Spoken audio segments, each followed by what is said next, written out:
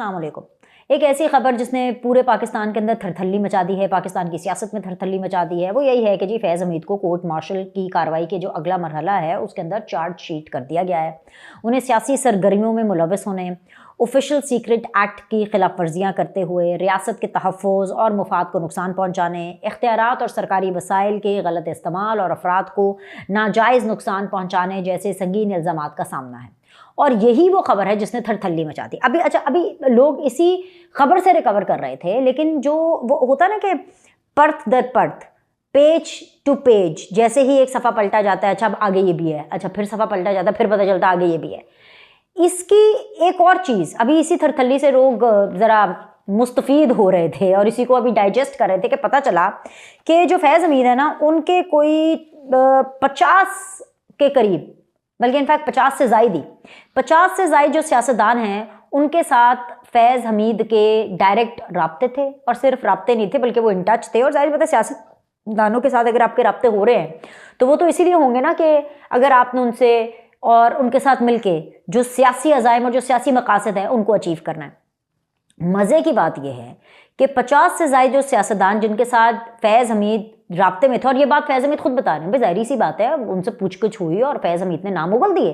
उन 50 से ज़ायद सियासतदानों के नाम फैज़ हमीद ने उगल दिए हैं। और उन सियासतदानों में जो मेजॉरिटी हैं, मेजॉरिटी की मैं बात कर रही हूँ, वो पाकिस्तान तहरीक इंसाफ से ताल्लुक़ रखते हैं। ठीक है, बातें आप इनसे करा लें, आइडियोलॉजी है इमरान खान की, बातें आप इनसे करा लें, असूल है इमरान खान का, लेकिन आइडियोलॉजी, असूल आइन को तोड़ने में और आइन के साथ खिलवाड़ करने में होती है। क्योंकि आप मुझे ये बताएं कि एक वक्त का डीजीआई, क्योंकि वो वक्त का डीजीआई है, और उसके साथ अगर एमएनएज, एमपीएज, सेनेटर्स, खास तौर पे पीटीआई के सबसे ज़्यादा अगर राब्ते में हैं, तो क्या होना चाहिए?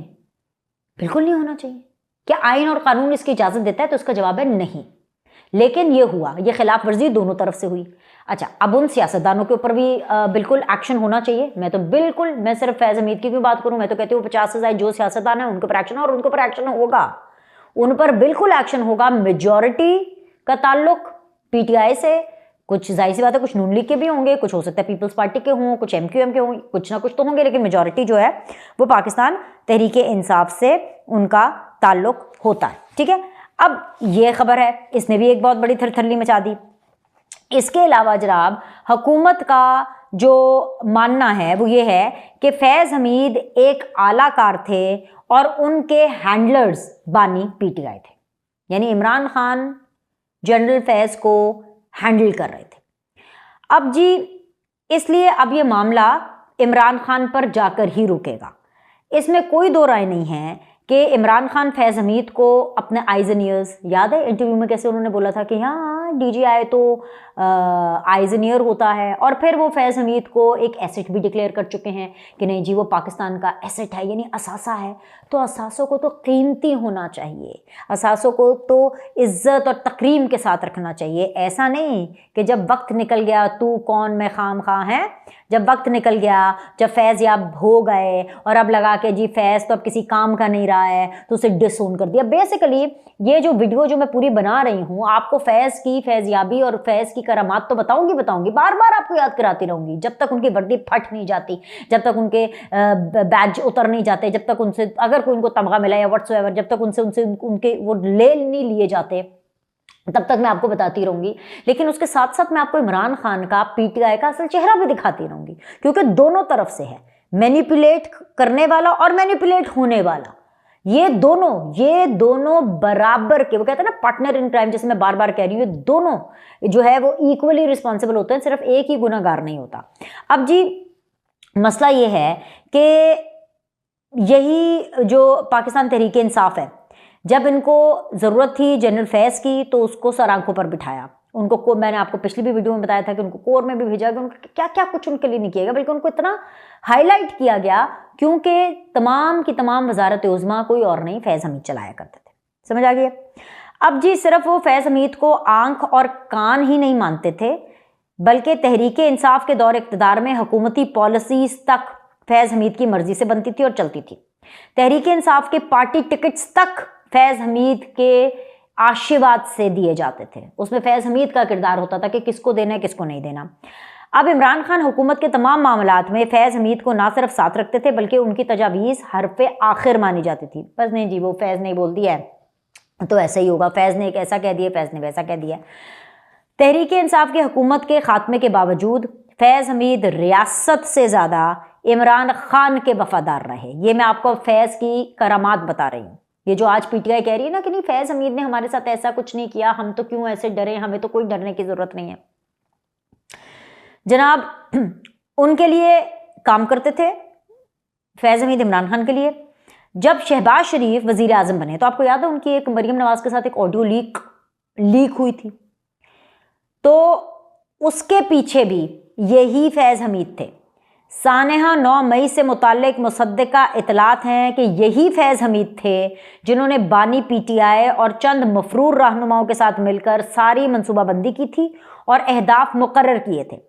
इमरान खान और फैज़ हमीद से मुताल्लिक अगर ये कहा जाए कि उनका चोली दामन का साथ था तो ये किसी सूरत गलत नहीं होगा।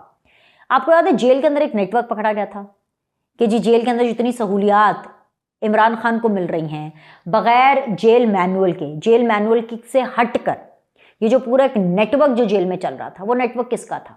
वो फैज़ का नेटवर्क था। ये बस आप सुनते जाएं, अब आप सुनते जाएं।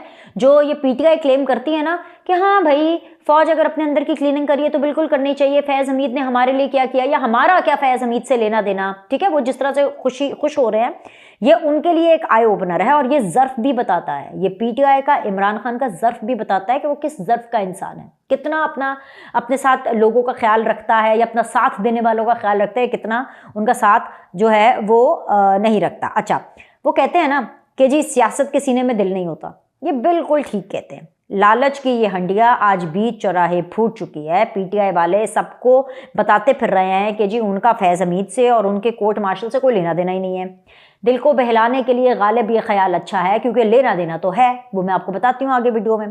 फैज़ हमीद पर चार्जशीट फौज का अंदरूनी मामला है, ये पीटीआई वाले कहते हैं बिल्कुल अंदरूनी मामला है, लेकिन इसका एक बैरूनी पहलू भी है और वो बैरूनी पहलू इमरान खान से जाके मिलता है।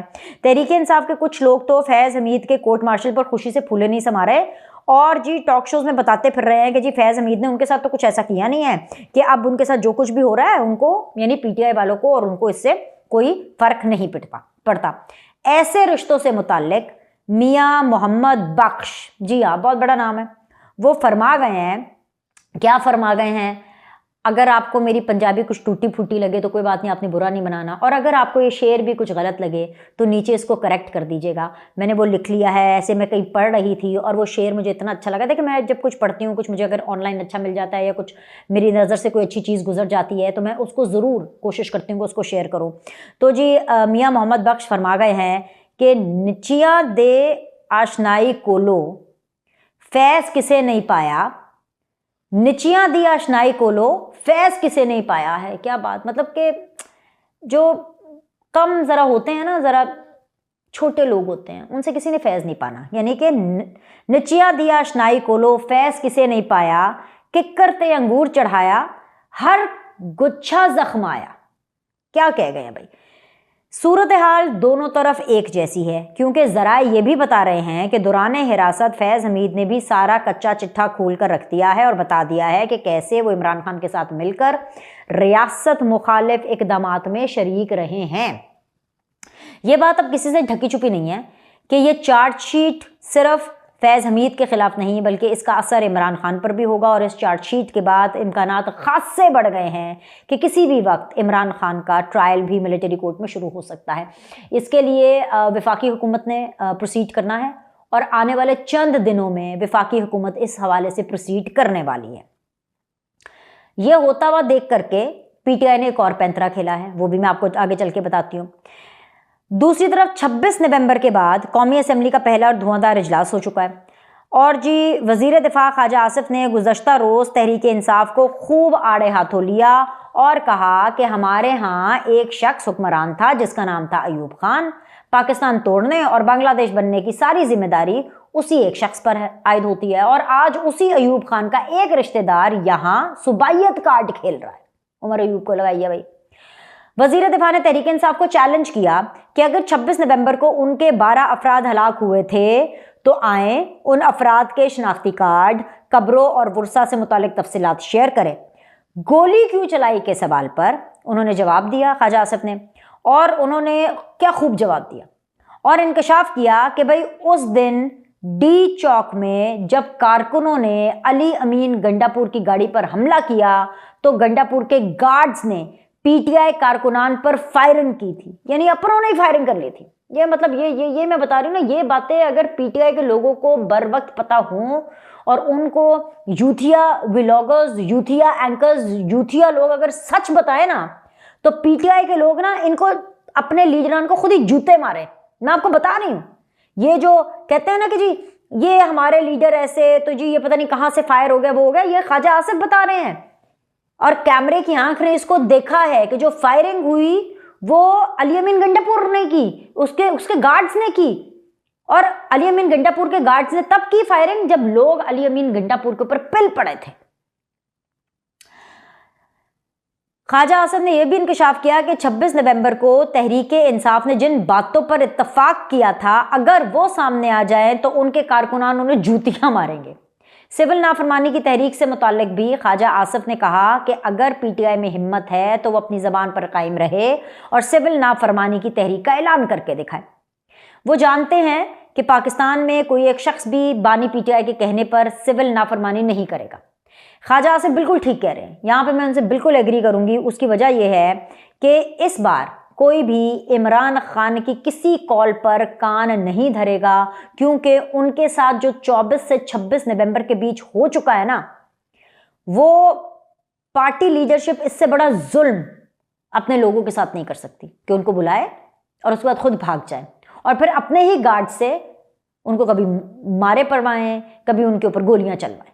ठीक है, एक तरफ तो दुहाइयां दी जा रही हैं कि जी उनके 12 कारकुन शहीद कर दिए गए हैं और 15 दिसंबर को पूरी दुनिया में वो उन शोहदा के लिए दुआया तकरीबात का एहतमाम भी कर रहे हैं, मगर दूसरी तरफ बेहिसी का आलम यह है कि जब किसी ने जो चेयरमैन तहरीक इंसाफ है, जो बैरिस्टर गौहर हैं, उनसे सवाल पूछा कि भाई अगर उनके 12 कारकुन शहीद हुए हैं तो बतौर पार्टी चेयरमैन वो उस कत्ल की एफआईआर तो दर्ज कराए ना, क्यों नहीं कराते एफआईआर दर्ज?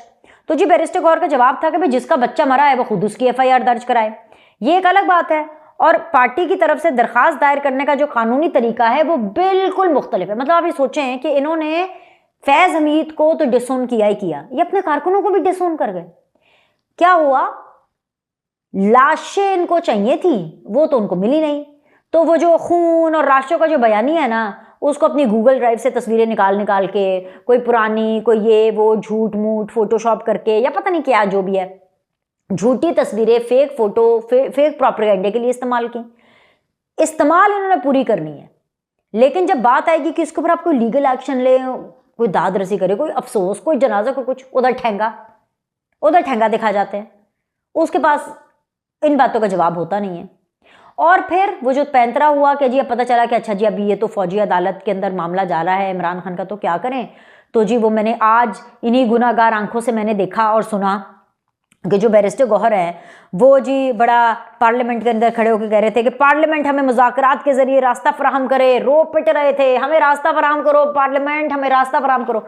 तो भाई जब इनको हम कहते थे पीटीआई वालों को कि खुदा का वास्ता है यार आप लोग बंदे का पुत्र बने, ये क्या बार बार आपने राग अलापा हुआ है कि जी हमने तो इस्टेब्लिशमेंट से मुज़ाकरात करना है। आज आया है ना कि जी पार्लियामेंट हमें मुज़ाकरात के जरिए रास्ता फराहम करे। तो मुझे एक तरह से खुशी भी हुई और एक तरह से दुख भी हुआ। खुशी इस वजह से हुई कि चलो जी देर आए दुरुस्त आए, और दुख इस वजह से हुआ कि भाई इन लोगों का कुछ नहीं पता, जब अपनी दुम पर पांव आया है, चा अब निकल रही है कि जी अब जाना है मिलिट्री कोर्ट के अंदर इमरान खान का केस, और वो जाएगा, उसका मुज़ाकरात से कोई लेना देना नहीं है, कामयाब हो जाए, दोस्ती भी हो जाए ना पीटीआई की नून लीग के साथ, या पीटीआई की अगर एस्टैब्लिशमेंट से फौजियों के साथ दोस्ती भी हो जाती है ना, इमरान खान का केस फौजी अदालत जाने से नहीं रोक सकते। अगर जो जनरल फैज के साथ, सॉरी अब उसके नाम के आगे जनरल तो लगाना नहीं, जो फैज हमीद के साथ होना है उतना और उससे कहीं ज्यादा इमरान खान के साथ होना तय हो चुका है, ये लिखा जा चुका है। अब कोई मोजज़ा ही हो तो कुछ बचा जा सकता है, वरना नहीं। तो जब ये देखा कि अपनी दुम पर पांव आया है और चैचा हो रही है, तो अब क्या करें? अब जी पार्लियामेंट जो है वो मुज़ाकरात के लिए रास्ता फराहम करे, जिनको इंगेज करना चाहिए। तो मैं तो सिर्फ इनसे ये कहूँगी, वो जो एक डायलॉग नहीं था, वो जो बड़ा एक आ जाता था, शाबाश थानेदारिया जिन्हें माँ याद करा देती। याद है ना पंजाबी का डायलॉग क्या था? शाबाश थानेदारिया जिन्हें माँ याद करा देती। कि इनके साथ इतनी ऐसी तैसी फेरी है इनकी, और खुद ही इन्होंने फिरवाई है कि अब इनको माँ याद आ रही है, अब इनको पार्लियामेंट याद आ रही है। पार्लियामेंट माँ जैसी होती है ना भाई, रियासत तो माँ जैसी होती है। अब इनको पार्लियामेंट याद आ रही है कि जी अब हमारा कुछ हो जाए। और थोड़ा सा अपसेट भी हूँ। अपसेट होने की वजह यह है क्योंकि इनका कोई दीन ईमान नहीं है। पता नहीं, अभी ये मैं वीडियो कर रही हूँ कि जी अभी ये मुज़ाकरात हो रहे हैं, और किस वजह से हो रहे हैं जी मुज़ाकरात के, जी पार्लियामेंट इनके साथ डायलॉग के ज़रिए रास्ता आगे बढ़ा। पता चले जी कल बैरिस्टर गौहरी जो है वो मुकर जाए, एक उनकी मुलाकात हो इमरान खान से, और फिर इमरान खान इनका सॉफ्टवेयर अपडेट कर दे कि नहीं यार, या अमन सुकून शांति मोहब्बत दोस्ती, ये मुझे लफ्ज़ समझ में नहीं आ रहे हैं। तो बैरिस्टर गौहर दोबारा शुरू हो जाओ, तो पता चले बैरिस्टर गौहर फिर आके ऐसी तैसी फिरना शुरू कर दे पार्लियामेंट के अंदर। ठीक है, तो ये जो सारे हैं ना ये चीज़ें, क्योंकि पीटीआई के साथ कुछ हतमी नहीं है। एक चीज़ हतमी है, वो ये हतमी है कि भाई इनको इस दफ़ा कानून से इतनी आसानी से बचाया नहीं जा सकता। इस दफ़ा कानून अपना रास्ता वाकई बनाएगा, और बनाना चाहिए। अगर आगे बढ़ना है, अगर पाकिस्तान को आगे बढ़ना है, तो ये रास्ता ना सिर्फ बनेगा बल्कि बनना चाहिए। और हम ये देखेंगे कि culprits will be taken to task. अभी के लिए इतना ही। लाइक करें, सब्सक्राइब करें। आपसे अगली वीडियो में मुलाकात करते हैं।